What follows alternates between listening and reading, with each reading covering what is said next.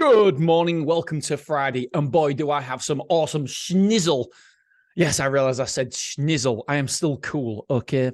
Right. So what we do on Fridays is I tell you 5 things that I've learned that I think is going to be helpful to you. And ultimately, my kids are going to listen to this, hopefully, and it's going to impact them in some way, shape, or form.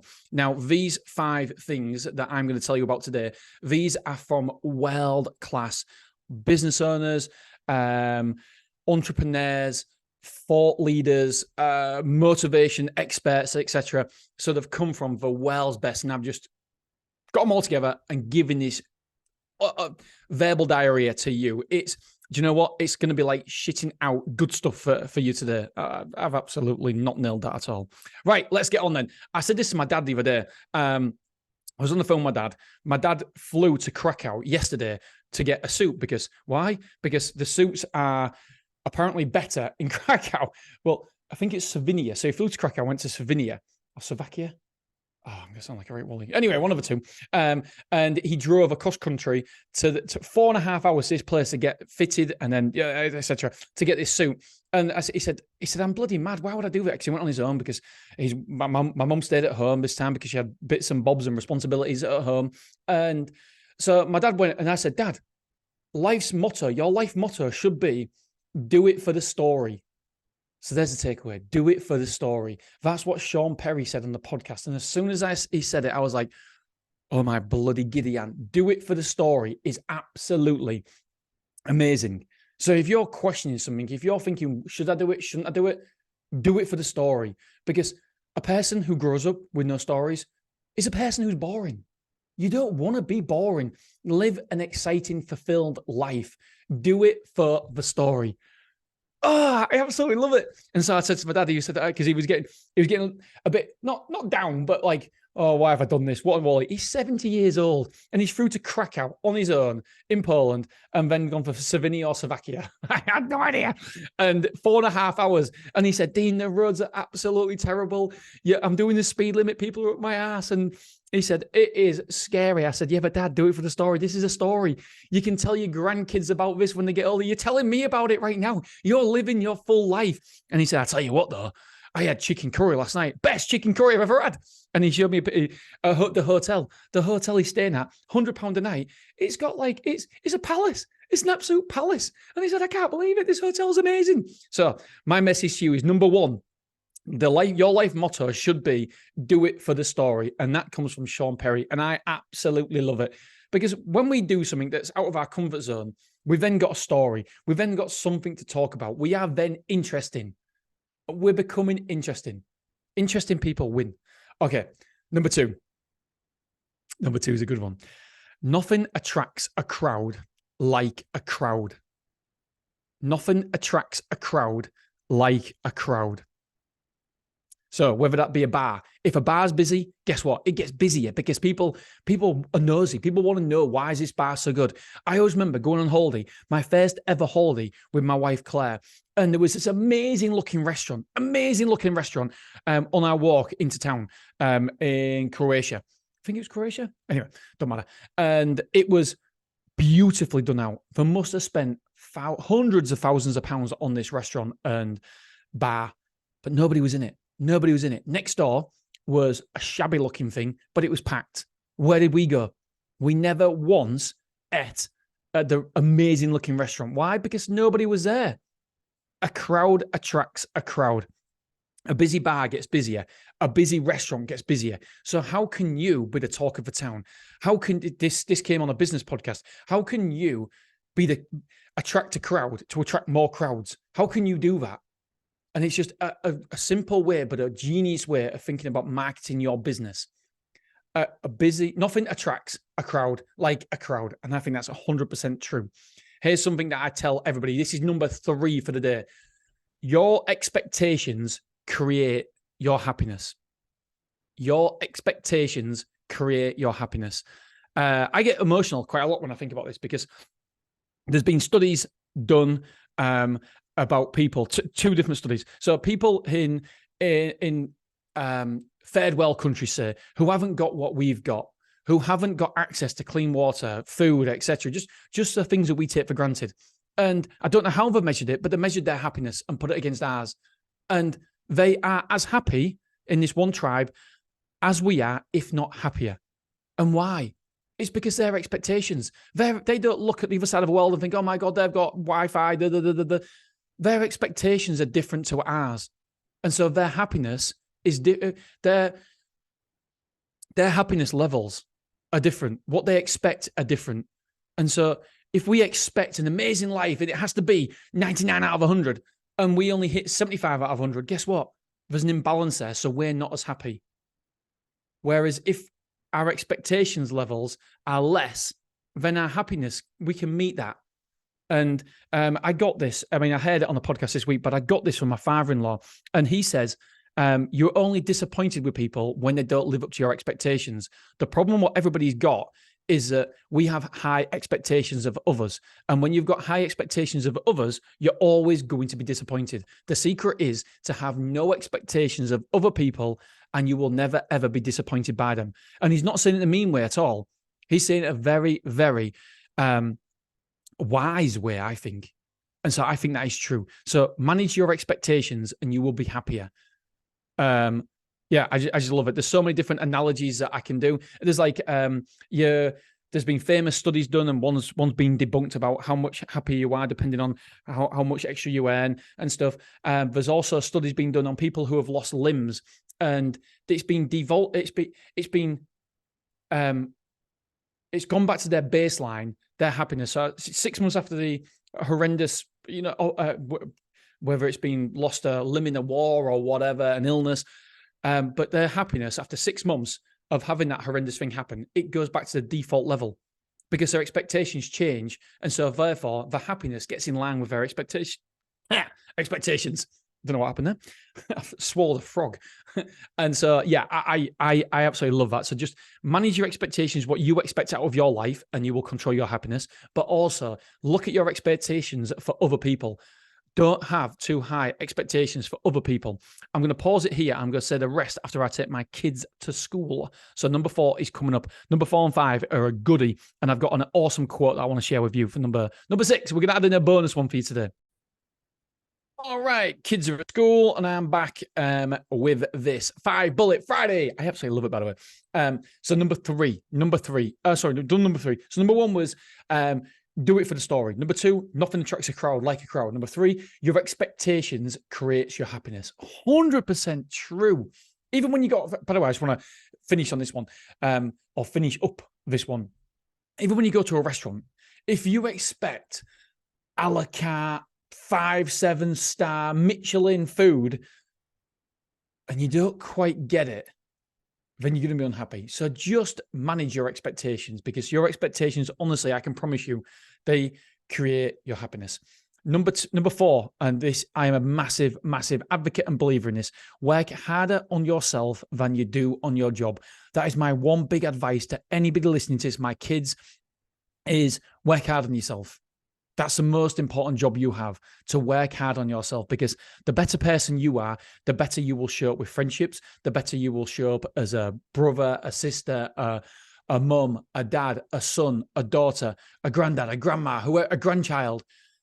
And you'll also be better in your profession as well.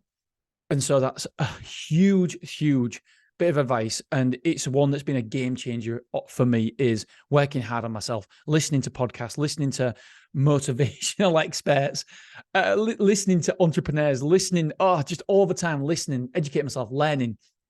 It has been the biggest game changer for me personally and professionally. So work harder on yourself than you do on your job, at your job. Because your job is your job. That's it. You're making money for somebody else.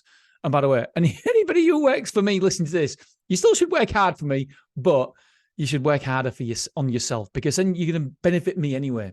So please, please, please spend a little bit of time every single week working on yourself, whether it be meditation, whether it be going to the gym, whether it be listening to that audiobook on the way to work or on the way home from work. Just take a little bit of time out to work on yourself. Remember what the airplane says: put your own gas mask on first, put your own mask on first before fitting anybody else's. So you can't look after anybody else. if you haven't looked after yourself. So work harder on yourself than you do on your job. Now, my great friend, John Lamerton, I call him a friend. I spoke to him on the phone twice, I think, maybe 3 times. But he's been on this podcast, actually. He's been on the Motivated Entrepreneurs podcast. I don't think he's been on Hacking Self-Storage. But he's got 3 books out now, all absolute ninja books. And that's how I first got in contact with him, because he wrote a book and he mentioned gambling and stuff in one of his books. And I was like, oh, I've got the betting guy. And so we connected, and yeah, he's now got an entrepreneurs club, if you like, but he's a really, really good guy. And what I like about him is he goes the opposite to the hustle culture. And this is what he said. I'm going to read it to you. I'm struggling to explain this without sounding like a preaching bell end, but here goes nothing. This is a LinkedIn post. Someone who makes 40K a year and gets to spend time with their family is wealthier than someone making 150K a year, but who gets to spend next to no time with a family. So he's basically saying somebody who gets 40 grand a year and gets to spend time with his family is wealthier than somebody who earns 150 grand and gets to spend no time with a family. More money isn't always the answer. Working harder certainly isn't the answer. I'm all for ambition. By all means, set huge, in capital, goals, just not at the expense of those precious moments. And he's put, who's with me?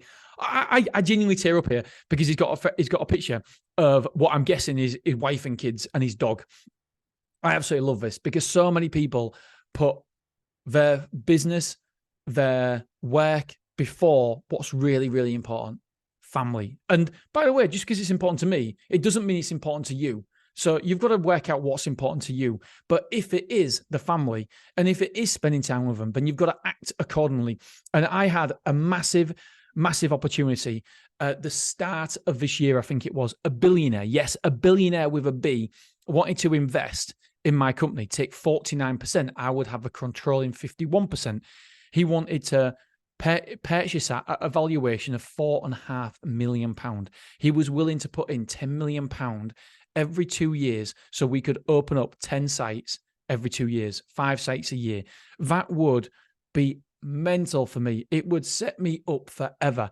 And I had to think about it long and hard, because I was thinking, well, Dean, you say you put your family first, but this is making sure that your family is financially secured forever. It means my kids are financially secured. So isn't that, as a provider, what you are supposed to be doing? And so I had to really, really think about it. And in the end, I've come to the conclusion is that money isn't what defines me as a father, as a provider. It's how much time I put into the family and how much significance that I can put and help them, and what I can do to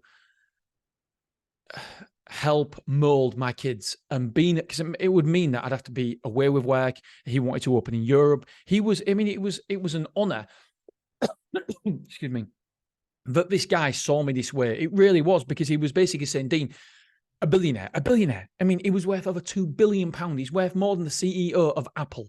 And he picked me out because of a podcast, because he thought that I knew what I was talking about self-storage. He could have picked anybody in self-storage, but he picked me to actually be his vessel to go forward and maximize the opportunity in self-storage. He picked me to partner with. And that is so nice. That ego, I mean, he was great. But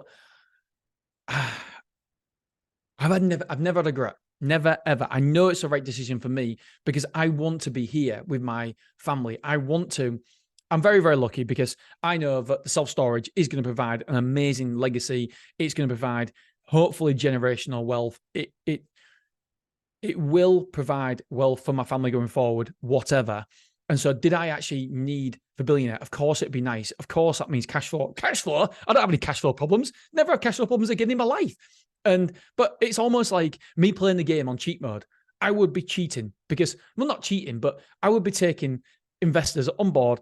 And it meant that I could win. I would win no matter what, because I have the knowledge for self-storage to open more sites. And with money backing, I mean, it's not just me. There is hundreds and hundreds of people who could win in the industry. The industry is growing all the time. And so if you're in a growing industry, then you've got to do something seriously wrong if you've got the capital to grow in that growing industry. You've got to do something seriously wrong not to make it work. You've just got to be average to make it work. If you average self-storage operators are making a lot of money from self-storage, and so if I'm just a little bit above average, which obviously with all the effort and hard work I put on myself, working on myself, then I've got to be above average, and I've got money as well, and so it would be a force where it'd be incredible, but it would just mean that I had to offset spending time with a family. And that's not what I wanted to do. And I like I said, I thought long and hard about it. And I realized for me, spending time with my family was the most important thing for me. And I was thinking, yeah, but you're just a selfish prick, because then it's not best for your family. And I thought, no, the influence I have over my kids, bringing them up, hopefully that influence will turn them into a better person, a better human being, a more caring human being that helps society. And I always talk about these, we've all got these, vibrations and positive vibrations. So if I can bring up two kids with amazing positive vibrations, bringing positive energy to the universe, then surely that's a positive thing. And I'm not saying that they wouldn't have that if I wasn't around as much, but certainly I can influence that more. And so for me, yes, it probably was. I don't know if it was selfish, because it'd be pretty cool to build hundreds and hundreds of millions of pounds in self-storage, a massive business, to challenge Big Yellow, to challenge Safe Store. And yes, I'm saying challenge because I don't think they would have the access to the funds. Well, maybe that's a bit stupid because they're publicly traded, but they've got a board. I wouldn't have a board. I wouldn't have a board of directors. I would have a board eventually, but yeah, I could certainly challenge them. I could certainly challenge them. And I mean, next year we're going to have 10 storage sites. And so we're challenging in some degree now, not massive, but we are challenging in some small degree. But with access to them, that much money, then yeah, it would have been amazing to do, but it wasn't something that I wasn't keen to do the swap. So just remember, you've got to understand yourself. Back to the point, and forgetting about me talking about this billionaire. You've got to ask yourself. You've got to know yourself. You've got to understand what success means to you, and really think about it, because success to me is going to be different to success to you. Yes, I want the money. Yes, I want the nice house. Yes, I want the nice holidays. But is that success?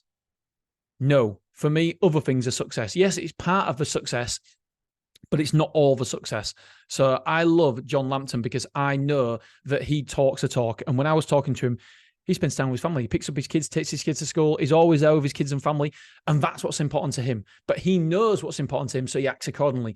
Do you know what's important to you? And if it is family and kids and relationships, then you are richer on 40K and being able to do that than somebody on 150K a year who hasn't got the time to do that. So I think that is a really, really good message, and I love it, because so many people glorify the hustle culture and put family second. And that's fine if that's your area of success and that's where you want to do. But I also think about life, and I'm going to go in a minute, I promise you. I also think about life as seasons. Sometimes it's a season for my family, like in the summer. You will hardly get a hold of me. Why? Because I'm with my family, I'm off on holidays, and I'm with the kids. And so if you want to get hold of me for a work capacity, you're less likely to. Other times, the season of work, and so work will come first. And so I'm okay with that. I'm okay thinking, right, work comes first at the minute. I'm a seasons for work. I've got to create a course. I've got to do this. I've got to do that.